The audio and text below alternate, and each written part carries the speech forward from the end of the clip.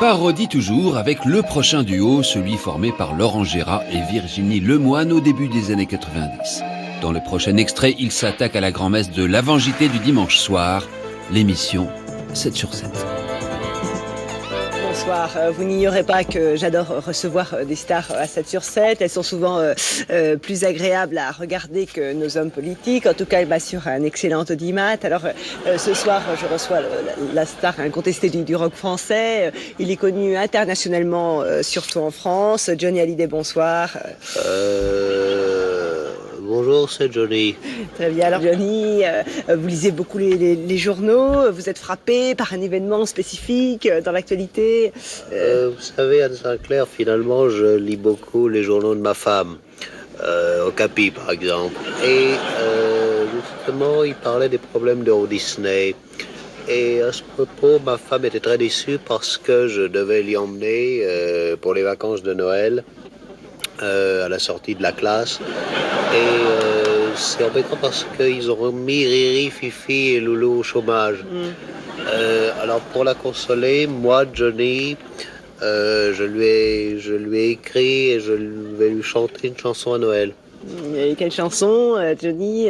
Ça va faire sur le pont Davidson, on y danse sur le pont Davidson, on y danse tous en rond. La guerre des talk-shows qui précède le JT ne date pas d'hier, mais plutôt du milieu des années 90. Antenne dans 1 heure. Si on se souvient de l'émission Studio Gabriel, animée par Michel Drucker, le tandem Gérard Lemoine qui l'accompagne a tout autant marqué les Français. Lui est imitateur, elle, comédienne. Et ensemble, ils inventent un détournement d'image d'un genre nouveau en doublant à leur façon les politiques. Une désacralisation du pouvoir encore jamais vue. Voici des images du couple présidentiel en détail. Depuis qu'il est président, Jacques Chirac traîne derrière lui un véritable boulet. Bonjour, ça va? Alors vous ferez pas attention, j'ai pas pu m'en débarrasser, mais il y a ma femme qui vient. Alors vous faites comme si de rien n'était. Alors voilà. Bonjour. Bonjour madame, comment qu'elle va? C'est bon là, elle est pas derrière, on la se met. Bon, ouais, enfin peinard. Et dans les bains de foule, c'est la même chose. Bonjour, il te faudra un coup de coude moi pour te la faire dégager. Allez hop, tire-toi. Bonjour, ça va? Bonjour. Jacques Chirac, vous me donnez votre numéro de téléphone? Oui, je te dis. Hey, fais gaffe, il y a Bernadette qui est derrière toi, fais pas le malin. Je peux pas, il y a Bernadette. Bonjour. Bernadette, vous avez pas l'impression d'être collante? Ta gueule. À l'époque où les politiques contrôlaient la communication autour de leur vie privée, le duo Gérard Lemoine les épingle avec des références à leur intimité. Perfide, incisif, le tandem n'épargne pas non plus les invités ou la télévision elle-même. Et leurs satires sont d'autant plus justes qu'ils attaquent tant sur le fond que sur la forme. Vous partagez bien les rôles parce que vous êtes comédienne, oui. Mais vous n'êtes pas imitatrice. Ça fait beaucoup. D'accord. Non, mais... Laurent, pour définir Laurent, un véritable don d'imitateur. C'est un don, comme certains ont un don de voyant. C'est un véritable don, il est né avec. C'est d'une injustice totale, c'est comme ça. Et il est également auteur, donc il a un talent d'auteur. Moi, je suis auteur et je suis comédienne. Alors, je peux faire des personnages comme Anne Sinclair, comme Rick Azaray, mais je vais les aborder comme une comédienne. C'est-à-dire, je vais l'observer. Si on ferme les yeux, on se dit pas, ah oui, c'est exactement ça, la voix d'Anne Sinclair. En revanche, le personnage, dans sa globalité, est recréé. En revanche, Laurent a des voix absolument parfaites. Bonjour Maryse. Bonjour Pierre. Alors Maryse, je vais vous poser une question.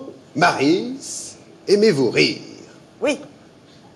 Aimez-vous les histoires drôles? Oui. Aimez-vous les histoires un peu salaces? Oui.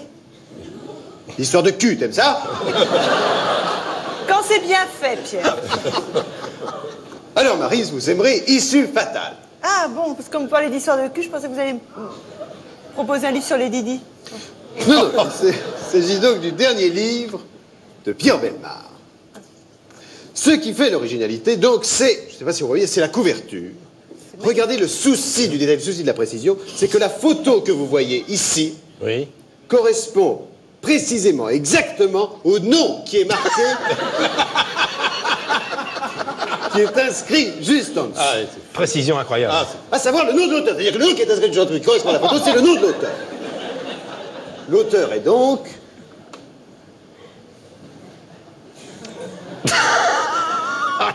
L'auteur. Paolo Sulizet. Mais non, on a dit un auteur. Alors, c'est issue fatale? Mais non, non, c'est moi, Maryse. Ah oui. Oui, effectivement, c'est moi, Maryse. Qu'est-ce qu'il nous reste à dire, Maryse? Le nom de l'auteur? Mais non, le prix abruti. Alors, le prix abruti. Le prix de ce superbe livre Issue fatale, comprenant l'histoire déchirante de Jean-Pierre E et de Jean-Luc D, 595 francs, bien sûr, ou sur le 3615 TDH. Voilà, merci Pierre. Bonsoir à tous, bonsoir à vous qui êtes voyeurs et qui êtes chez vous, qui nous regardez pour cette émission. Une émission au cours de laquelle nous allons parler d'une famille complètement démunie. Cette famille, je l'ai sélectionnée moi-même, elle ne nous a rien demandé, eh bien, on va quand même aller les faire chier. J'accueille tout de suite, avec la pudeur qui est la nôtre, Christelle crève la dalle. Bonjour Christelle, donc. Bonjour Jacques, bonjour à tous. Christelle, j'aimerais que vous nous racontiez un peu votre parcours, comment vous en êtes venu. Ça ne va pas bien en ce moment? C'est pas terrible. C'est bien. Je veux dire, c'est bien pour nous. Alors, allez-y. Alors donc, tout a commencé en 1986. Déjà, mon père a attrapé la myopathie en regardant le Téléthon. Ça commence bien. Je veux dire, ça commence bien pour nous, mal pour...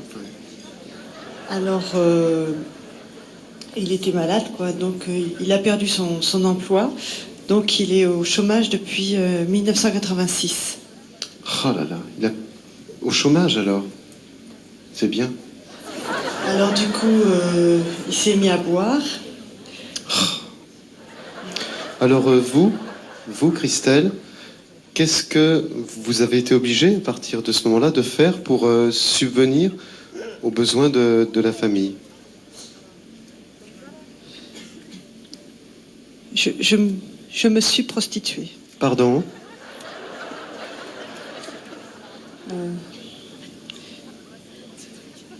Je me suis prostituée. Je ne suis pas sûr que tous les téléspectateurs aient bien entendu ce que vous avez été obligé de faire, Christelle. On a de bien parler dans le micro, de bien regarder ici. Vous êtes? Je me suis prostituée. Et là, mesdames, messieurs, c'est l'engrenage.